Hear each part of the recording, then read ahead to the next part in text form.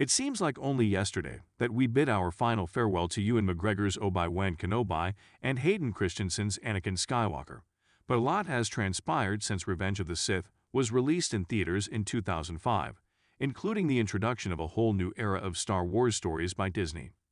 That era began with a sequel trilogy that left the Republic's opulent age behind and reverted to A New Hope's lived-in appearance.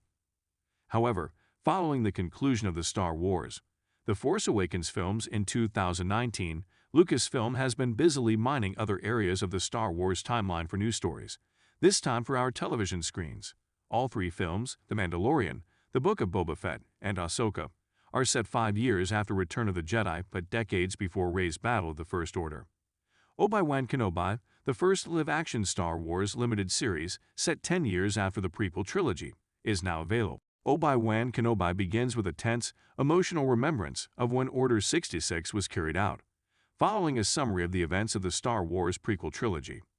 After that, we jump forward 10 years, when a ship carrying Inquisitors and Jedi Hunters arrives. The citizens of Tatooine watch them wander through the streets with trepidation. They enter a saloon in the hopes of finding their prey. After the Grand Inquisitor taunts the patrons by saying they'll never discover all of the Jedi eventually shows himself. He manages to flee. We learn that Third Sister, one of the Hunters, is obsessed with finding Obi Wan Kenobi.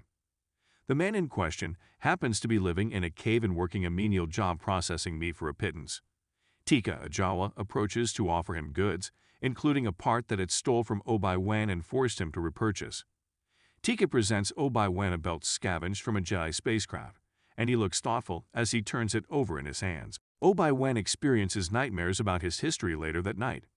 He wakes up and calls out for Qui-Gon, but he receives no response from his deceased master. Obi Wan takes to the beaches of Tatooine and perches atop a cliff to keep an eye on Luke Skywalker, who is being cared for by Owen and Beru. He leaves Luke a gift after nightfall, a toy he obtained from the Jawa. Nari, a Jedi who escaped the Inquisitors, comes into Obi Wan wandering the sands.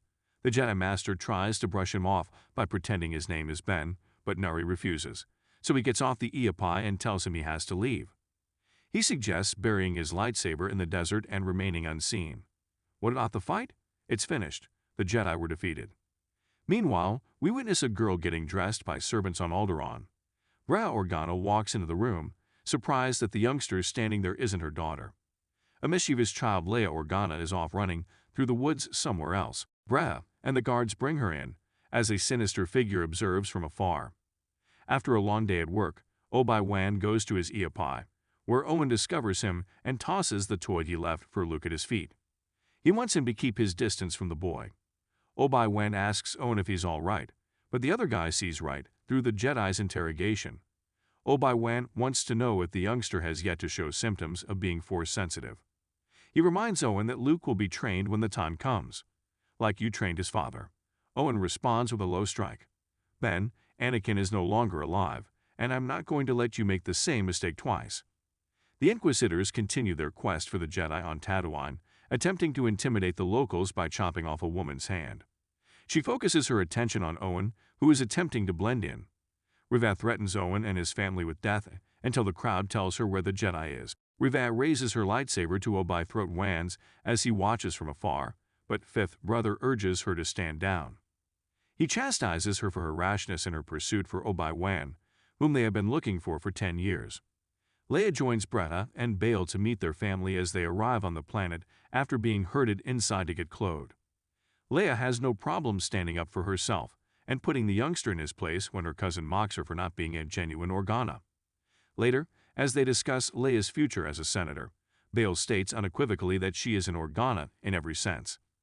Despite the fact that their conversations seem to go well, with Leia being told to apologize to her cousin for the way she spoke to him, Leia opts for adventure and runs off into the woods again.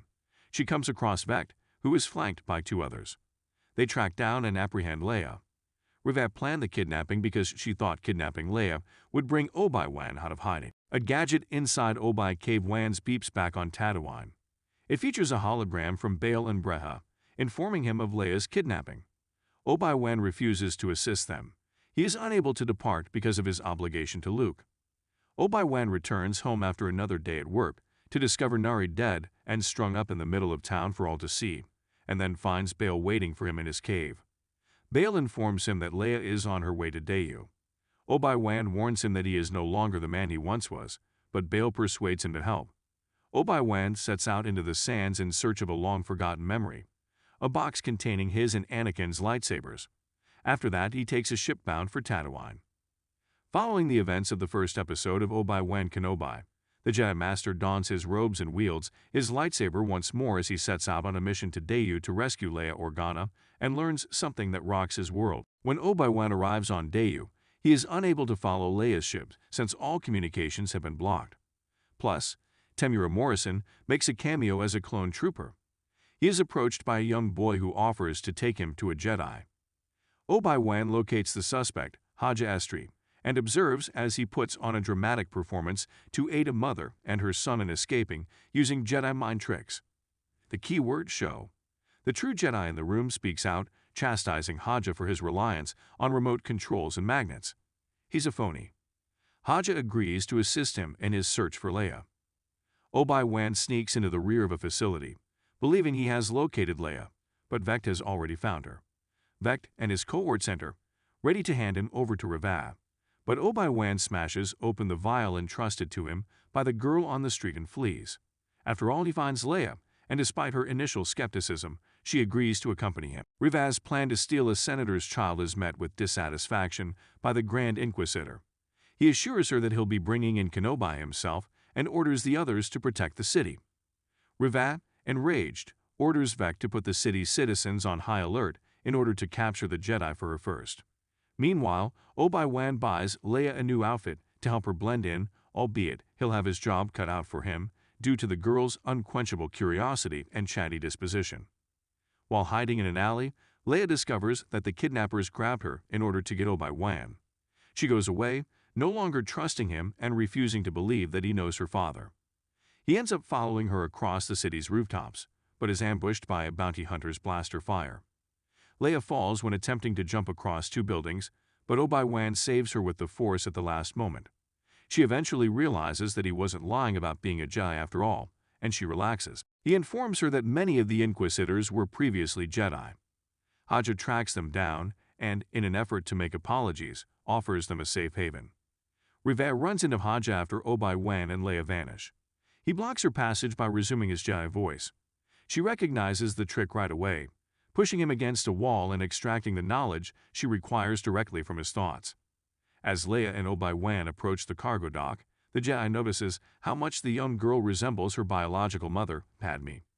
As Reva enters the room, he sends Leia off to the ship, and she walks around the room taunting OBI WAN, assuring him that Lord Vader will be pleased. As a result, Anakin Skywalker is still alive, according to OBI WAN Kenobi, and he's been on the lookout for him for quite some time. Reva kills the Grand Inquisitor with her lightsaber as he arrives to intercede. While she is preoccupied, OBI WAN and Leia escape on the ship. When Leia tries to speak with OBI WAN, her voice fades into the background because his mind is elsewhere. Anakin, he murmurs gently. A sight of Darth Vader in a Bacta tank brings us to a close.